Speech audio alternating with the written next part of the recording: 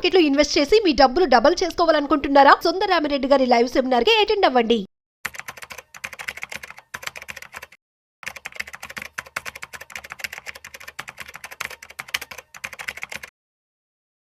Hello నమస్తే, welcome to Suman TV. ప్రస్తుతం మనతో పాటు మ్యూచువల్ ఫండ్స్ డిస్ట్రిబ్యూటర్ శ్రీనివాస్ గారు ఉన్నారు.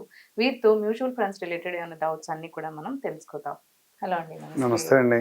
శ్రీనివాస్ గారు, మనకి ఇప్పుడు మ్యూచువల్ ఫండ్స్ లో ఇన్వెస్ట్ చేస్తూ ఉంటే ఈ మధ్య కాలంలో ఎక్కువగా వింటున్నాం 100 crores రిటర్న్స్ అని చెప్పి టార్గెట్ అని చెప్పేసి. సో ఇది నిజంగానే అసలు పాసిబుల్ అంటారా? అండ్ దీనికి యాక్చువల్లీ అంటే లాంగ్ టర్మ్ లో 50 years వరకు ఆగి 60 years వరకు కాకుండా 20 to 40 years లోపు ఏమన్నా మనకి రిటర్న్స్ వచ్చేలాగా ఏమన్నా ప్లాన్ చేసుకోవచ్చు అంటారు?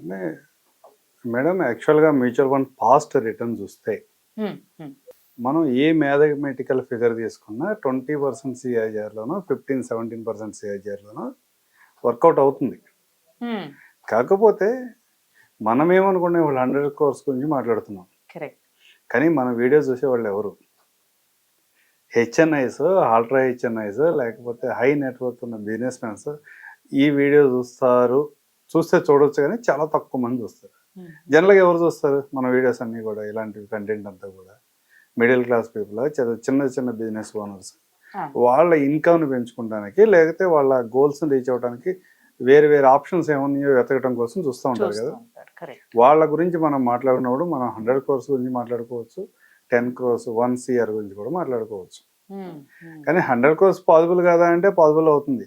ఒక 3 lakhs SIP మంత్లీ మీరు ఒక 25 years ఇన్వెస్ట్ చేస్తే, 3 lakhs ఓన్లీ 3 lakhs SIP మీరు ఒక 25 years ఇన్వెస్ట్ చేస్తే మీకు 100 CR అక్యుములేట్ చేయగలుగుతారు. ఇది 15% CIGR రిటర్న్లో.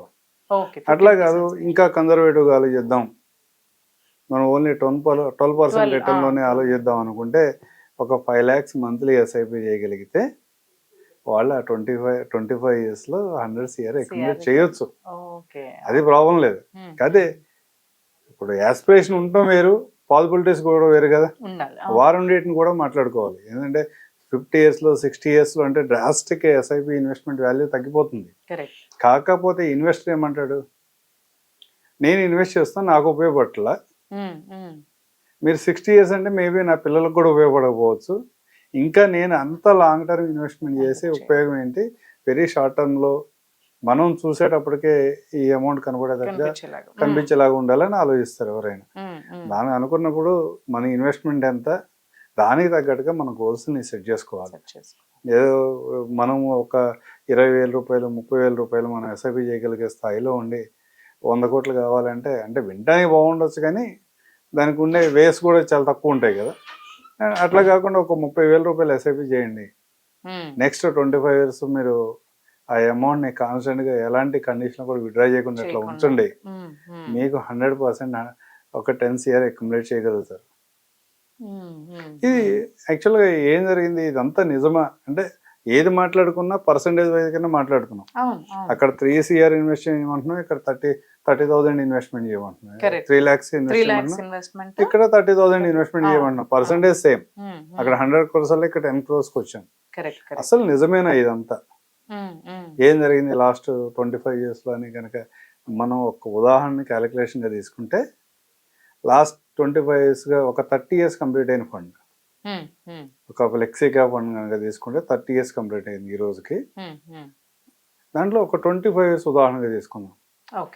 లాస్ట్ 2000 January 1st నుంచి ఈ రోజు వరకు మంత్లీ ఒక 1,000 రూపీస్ ఇన్వెస్ట్మెంట్ చేస్తే వాళ్ళ వాల్యూ 64 లక్షలు. అదే 1,000 రూపీస్ కాకుండా 10,000 రూపీస్ ఇన్వెస్ట్ చేస్తే వాళ్ళ వాల్యూ 6,40,00,000. ఇట్లా ఈ విధమైన రిటర్న్స్ మార్కెట్లో జనరేట్ చేస్తున్నాయి. అందువల్ల మనకి మార్కెట్లో రిటర్న్ రాదు అనేది ఏముండదు. మార్కెట్లో లాస్ట్ 30 years డేటా చూసుకున్నా, 20 years డేటా చూసుకున్నా కానీ రిటర్న్స్ ఉన్నాయి. కానీ ఎంతమంది ఆ రిటర్న్స్ని తీసుకున్నారు అనేది అది క్వశ్చన్ మార్క్. నేను అంటే చాలా రకాలైన ఎమోషన్స్ ఉంటాయి. వాళ్ళున్న పరిస్థితులు, వాళ్ళ అవసరాలు బట్టి కానీ, మార్కెట్ సిచ్యువేషన్ బట్టి కానీ రకరకాల పరిస్థితుల్లో చాలామంది మార్కెట్ నుంచి బయటకు వచ్చిన సందర్భాలు ఉన్నాయి. అందుకని మార్కెట్ రిటర్న్ జనరేట్ చేసింది కానీ ఇన్వెస్టర్ ఆ విధమైన రిటర్న్స్ అయితే చాలా నిజంగా. తక్కువ మందే తీసుకున్నారు. కరెక్ట్. యా ఇప్పుడు మ్యూచువల్ ఫండ్స్ ఇన్వెస్ట్మెంట్ లో మనకి ఏది బెటర్ అంటారు యాక్చువల్లీ ఇన్వెస్ట్ చేసేటప్పుడు? అంటే రియల్ ఎస్టేట్ కూడా కంపేర్ చేస్తున్నారు, అవును. రియల్ ఎస్టేట్ కూడా బాగుంటుంది అని అంటున్నారు. అవును.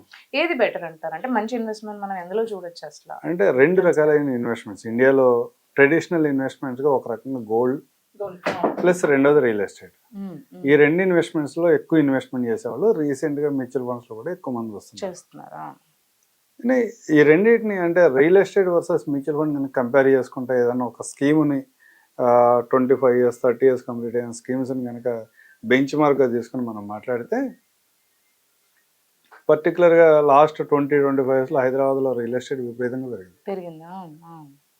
మిగతా సిటీస్లో పూణే కానీ బెంగళూరు కానీ చెన్నై కానీ లేదా అర్బన్లోకి వెళ్ళినా కానీ మనకు అంత రిటర్న్స్ లేవు, హైదరాబాద్లో ఉన్న రిటర్న్స్ లేవు. కానీ ఒక 30 ఇయర్స్ బ్యాక్ ఒక 4 లక్షల రూపాయలు 5 లక్షల రూపాయలు ఎవరైనా ఒక అపార్ట్మెంట్లో ఇన్వెస్ట్ చేసి ఉంటే ఈరోజు అపార్ట్మెంట్ సెల్ చేస్తే వాళ్ళకి వచ్చిన వాల్యూ దగ్గర అంతా కలిపితే 2 కోట్లు వచ్చింది. కరెక్ట్.